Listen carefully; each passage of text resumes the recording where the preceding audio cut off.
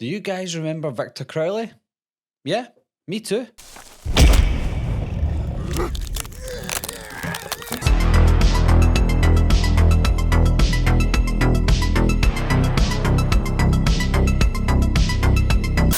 The horror genre has long been a breeding ground for iconic villains who became pop culture mainstays, from Michael Myers in Halloween to Jason Voorhees in Friday the 13th. These figures transcend their films, becoming the face of fear for generations. Amongst these candidates was Victor Crowley, the gruesome antagonist of the Hatchet franchise. Despite solid entries, atmospheric intensity, and a devoted fan base, the franchise's impact hadn't reached the cultural phenomenon of its predecessors. This begs the question, what happened to Victor Crowley and the Hatchet franchise? The Hatchet series began in 2006 with the release of Hatchet, directed and written by Adam Green. The film was a love letter to old school slasher films, blending gory practical effects with a sense of humour that echoed the campy charm of the 1980s. Set in the eerie swamps of Louisiana, Hatchet introduced Victor Crowley, a deformed undead killer fueled by vengeance. Played by Kane Hodder, known for his portrayal of Jason Voorhees in several Friday the 13th films,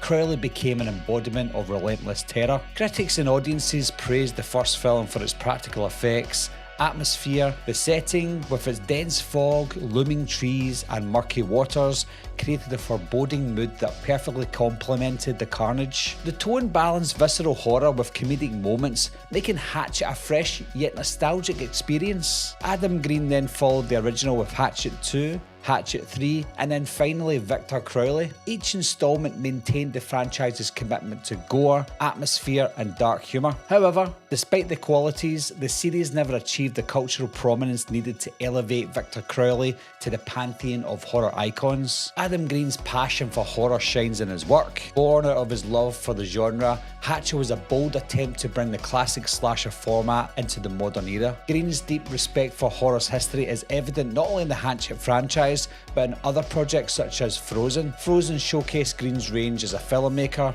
proving that he could create tension and a fear in a completely different context. This movie's story of three skiers trapped on a chairlift demonstrated his ability to extract horror from realistic, relatable scenarios. This versatility earned Green recognition within the horror community, but his dedication to Hatchet arguably hindered his ability to break out beyond niche audiences. Green's reverence for practical effects, combined with his commitment to casting horror legends like Tony Todd and Robert Englund in cameo roles, made the Hatchet films a treasure trove for genre enthusiasts. Yet, this insider appeal may have limited the franchise's broader accessibility. The Hatchet series succeeded on many fronts. The gore, meticulously crafted with practical effects, was a major draw. Green's insistence on using physical props over CGI created visceral, tangible quality to the violence that fans appreciated. The kills were inventive and shocking, ensuring that Victor Crowley's rampages stood out even in a genre saturated with bloodshed. Atmosphere was another key strength. The Louisiana swamps, with their natural eeriness,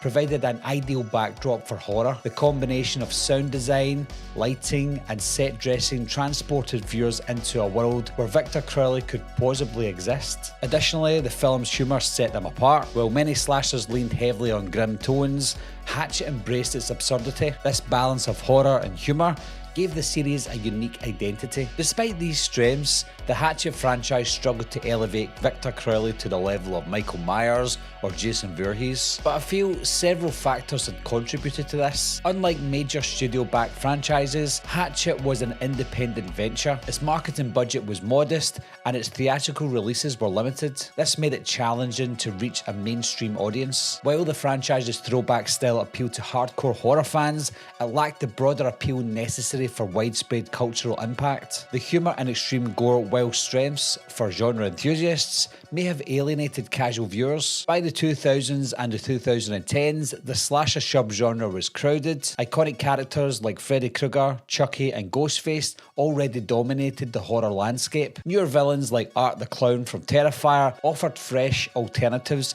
making it harder for Victor Crowley to carve out a lasting niche. While the films were consistent in quality, the franchise's pace pacing hindered its growth. The long gaps between installments, 4 years between Hatchet 3 and Victor Crowley, prevented the series from maintaining consistent buzz. Art the Clown, the antagonist for Terrifier and its sequels, offered a blueprint for how Victor Crowley could have achieved greater prominence. Art's rise was fueled by viral marketing, strategic use of social media, and word-of-mouth enthusiasm. By contrast, Hatchet relied on traditional marketing channels, limiting its reach. Additionally, Terrifier leaned into its low-budget roots to create a sense of gritty authenticity that resonated with modern audiences. Victor Crowley and the Hatchet franchise remain beloved by horror fans, and their contributions to the genre should not be underestimated. The films delivered thrills, laughs, and unforgettable gore while celebrating the slasher tradition. However, the franchise's niche appeal, limited marketing, and inconsistent release schedule hindered its potential to reach a wider audience. Victor Crowley could have stood alongside Michael Myers and Jason Voorhees as a symbol of horror, but its legacy is instead confined to the hearts of devoted fans. Adam Green's passion and creativity shine through every frame, and the Hatchet series endures as a cult favourite, a testament to the power of independent filmmaking in horror. As the genre continues to evolve, perhaps Victor Crowley will rise again, reminding the world why the swamps of Louisiana remain one of horror's most terrifying locations. Meeting adjourned. I'll be right back. What are you waiting for, huh? Coming to get you, Barbara. Ever played in the cat? Someone's in the back! See